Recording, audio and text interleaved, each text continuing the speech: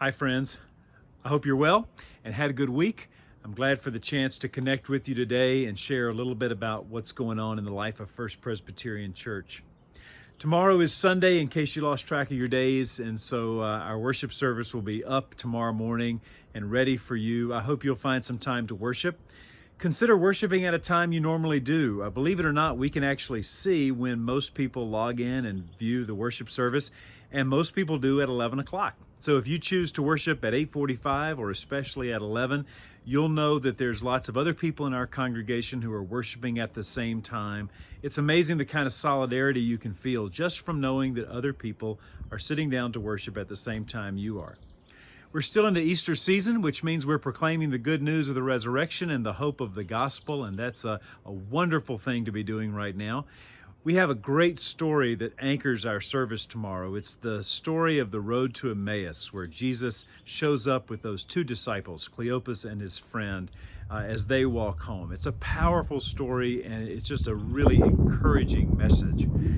You'll also find in our service tomorrow, there's some pictures that you sent in of nature. Earth Day was this past week, and Megan was collecting pictures that we're going to include in the worship service, the beauty of creation here in the mountains. And we're so blessed to live here and to have good weather right now. And we're just very, very blessed, and that's going to show up in our service tomorrow as well.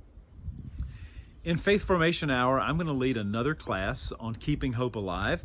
That was really well received and well attended last week. It was an encouragement to all of us. So if you didn't participate, don't worry, you can do it again this week. We're just going to dig a little deeper into how we keep hope alive and talk in particular about how we keep hope alive when hoping is hard. And hoping is hard right now in the face of uncertainty, in the face of bad news, in the face of not knowing what the next weeks or months hold. It's hard to have hope. So we're going to dig into how do you keep hope alive when hoping is hard. There's also resources online for children and for godly play, for parents to do with their families at home.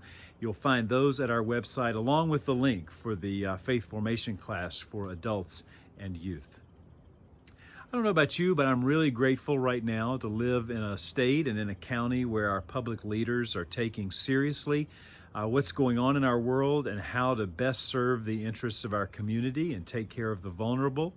They're leading with honesty and with compassion, and I'm grateful for that, because if you look around our country and around our world, you don't always see that. So I feel like we're blessed, and I just encourage you to keep them in your prayers. Keep all of our public leaders in your prayers. They're facing hard decisions, and right now, as the reality of this time is beginning to set in more deeply, we're seeing their decisions rolled out about phasing and closing schools and what it might look like in the months ahead.